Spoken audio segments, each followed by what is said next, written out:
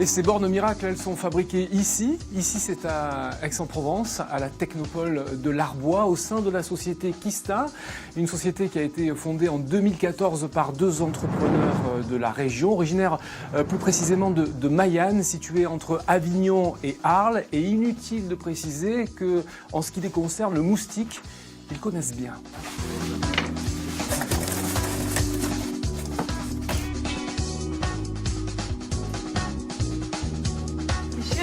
Aujourd'hui, je suis en train de faire le montage des filtres et le repli calibré.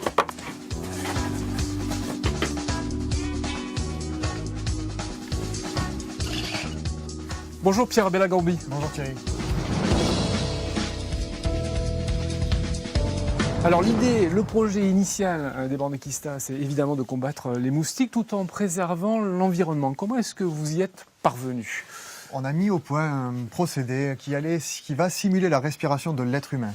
Donc aujourd'hui, on sait que le moustique nous détecte parce que nous respirons et que nous avons du sang chaud obligatoirement. C'est le signe à sang chaud. C'est ça, nous Donc sommes un mammifère. Piégé avec ça. Tout Très à bien. fait. Alors il existe beaucoup de pièges à moustiques, des répulsifs. En quoi finalement le vôtre est différent de ce qu'on connaît depuis pas mal de temps déjà ? Déjà, on arrive à se préoccuper à la fois du sujet environnemental et des piqûres ressenties par l'être humain.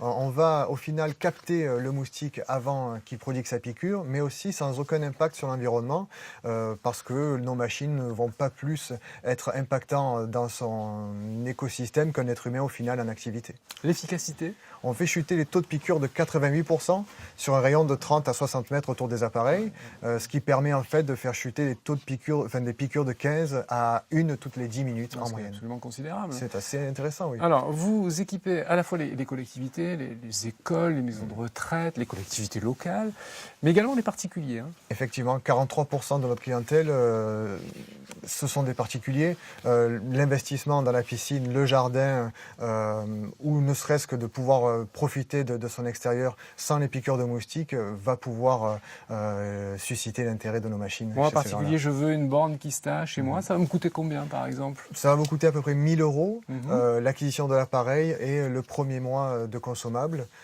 Puis derrière, avec un budget de 80 euros mensuel durant la saison des piqûres, vous allez pouvoir protéger votre jardin. Alors, vous vous développez à l'export. Vous êtes, entre autres, présent en Afrique. Et là, vous avez presque un rôle de santé publique. Lorsqu'on connaît le taux de mortalité infantile dû aux piqûres de moustiques, là, vous jouez un rôle important.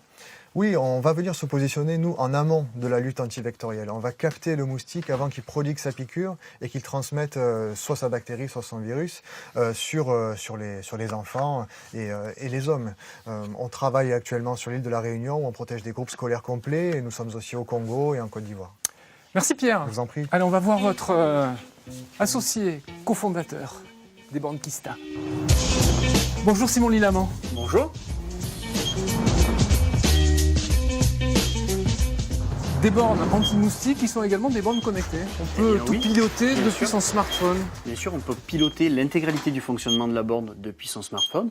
Et puis, on peut, en plus de ça, être tenu au courant du nombre de moustiques capturés en temps réel. Donc, par exemple, là, sur cette borne-là, je sais qu'elle a capturé 11 moustiques aujourd'hui, 76 moustiques sur les 7 derniers jours. Et je peux même avoir accès à un historique où je peux avoir un petit peu plus de détails. Et bien voilà, jour par jour, le nombre de moustiques que j'ai capturés en fonction de la tranche horaire, quelle était la température, l'hydrométrie à ce moment-là. Merci Simon. Bien, merci à vous. Alors les collectivités qui payent et qui pilotent non pas les bornes Kista, mais les campagnes de démoustication avec l'appui de l'EID, ce sont les conseils départementaux.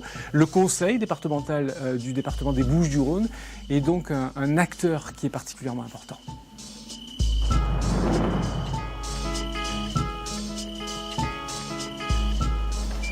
Bonjour Lucien Limousin. Bonjour et bienvenue à l'hôtel du département. Quels sont les éléments déclencheurs d'une campagne de démoustication ? Alors nous sommes déjà contraints par la loi. Il y a une loi qui date de 1964 et qui oblige les départements à intervenir pour contrer les risques sur le plan de la santé, le plan sanitaire de la présence du moustique. Il y a des territoires qui sont plus exposés que d'autres ? Ah ben oui, puisque le préfet nous prend régulièrement tous les ans un arrêté qui liste 23 communes, pour la plupart autour de l'étang de Berre. Ce sont des communes sensibles. Hein. Des communes sensibles. Pour le moustique. Et sur la Camargue jusqu'à Tarascon pour effectivement intervenir d'une manière systématique tous les ans en matière de démoustication. Alors nous sommes allés au Sambuc. Oui. Et là, il n'y a plus rien. Il n'y a plus Non, de, non, de traitement au je BTI. peux pas. Et les bornes ne fonctionnent plus. Les bornes, peux pas les vous dire. pièges Kista. Oui. En tout cas, les gens ne sont pas contents. Non, mais ça c'est un peu un raccourci par rapport à la politique départementale qui est menée en matière d'expérimentation aujourd'hui. Je pense que le département met 2,2 millions d'euros pour la démoustication. Et aujourd'hui au Sambuc, on ne peut pas dire que tout est arrêté. Les pièges, ils sont toujours. Et je rappelle que Enfin, les bornes sont vides, il n'y a pas les... Non, mais il n'y a pas le CO2 qui permet de... Nous, d'être efficace. le département, dans le cadre de cette expérimentation, nous nous sommes appuyés sur les déclarations à la fois de l'EID, l'entente interdépartementale de démoustication, et les scientifiques de la Tour du Valat, qui nous demandent aujourd'hui de tester les pièges à CO2 dans une configuration géographique différente de celle du Sambuc. Mais par contre, l'idée, c'est de changer d'endroit pour voir si l'idée, c'est de changer d'endroit pour les tester. Au Sambuc, les gens de la Tour du Valat avaient l'air de dire que ça fonctionnait pas si mal que ça. Hein. Ah mais non, bien sûr que ça fonctionne relativement bien. Mais aujourd'hui, on nous demande de le tester dans une autre configuration.